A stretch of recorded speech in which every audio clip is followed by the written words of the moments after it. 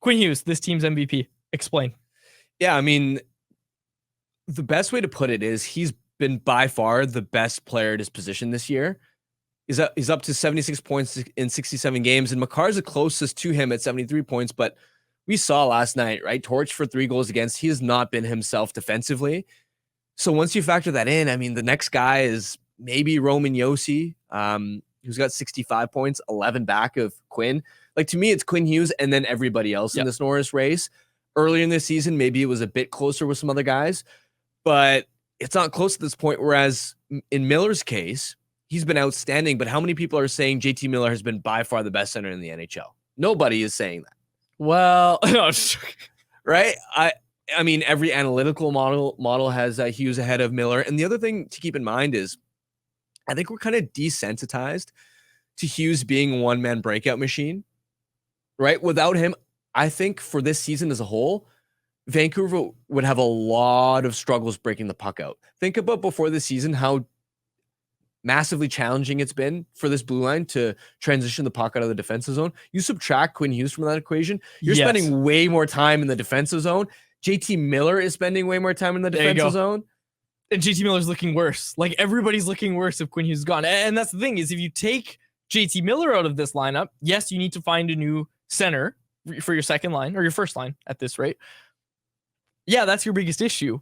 But you have guys that can step in and you have some more depth. And again, I'm not saying that the Canucks' lack of defensive depth on the left side is what makes Quinn Hughes valuable. But in terms of value to this team, most valuable to this team, it's Quinn Hughes without a shadow of a doubt. If you take away Miller, I think the only argument I can come up with is that Brock Besser would not have 35 goals on the year. Oh, yeah. If JT Miller wasn't playing the way he is. And JT Miller, like I said, like, in my mind, it's Quinn Hughes. It's JT Miller as a very close second, very close, but he's still second. And then I think it's like a tier below. There's a big space between the next person, whether that's Liz Patterson or Thatcher Demko. I might lean Thatcher Demko, to be honest with you. I think Thatcher Demko might be 3. I think that's maybe a more compelling argument to have. Yeah. You also agree it's Demko? Based off recent form, I mean, maybe recency bias is kicking in, but yes. Okay, number 4. So. 4 is Patterson. Okay, I had Noah Juleson, so I'm just kidding. Okay. I thought I'd be able to play devil's advocate more for Miller, but it's just disingenuous to come out here and say, yeah, JC Miller's been this team's most valuable player over Quinn Hughes. If you were doing it in the calendar year of 2024, I think you could make the pretty strong argument that it's Miller first, but overall, for the whole body of work of the season, I like what you said, Quads, and I messaged you this. Like, if you're taking away Quinn Hughes from this team, they are so screwed.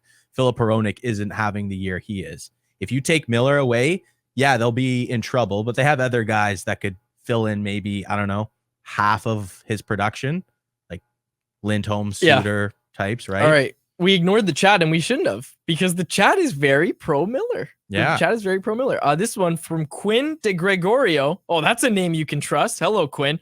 This one, MVP Miller, because he has continued to play against the best players and has scored many OT game-winning goals this season. I raise you this, Quinn.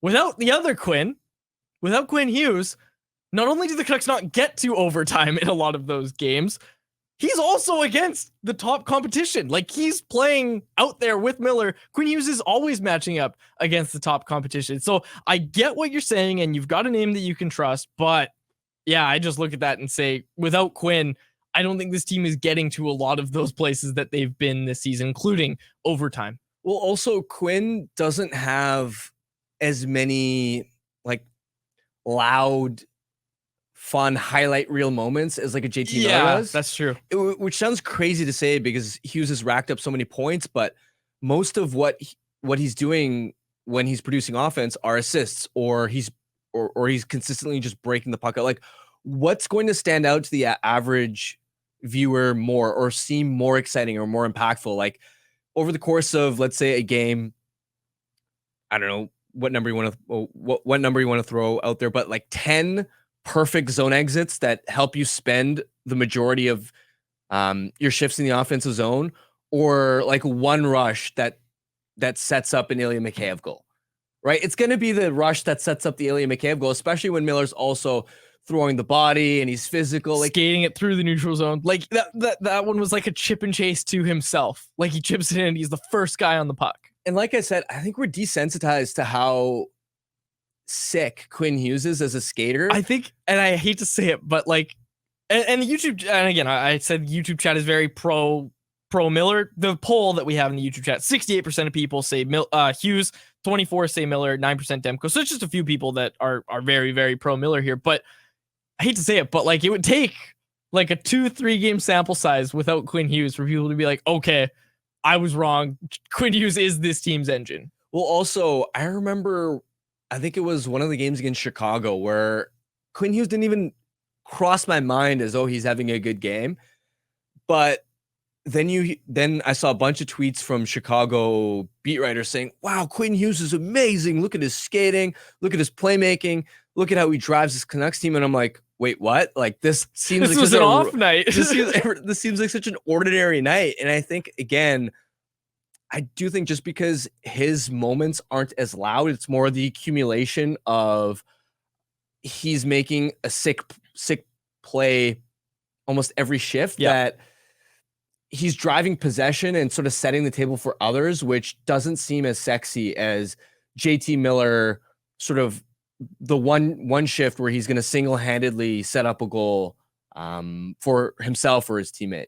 Canucks Conversation is live Monday through Friday, every weekday at 2 p.m. over on the Canucks Army YouTube channel. Make sure you like, subscribe, and interact in the YouTube live chat every day with us, folks.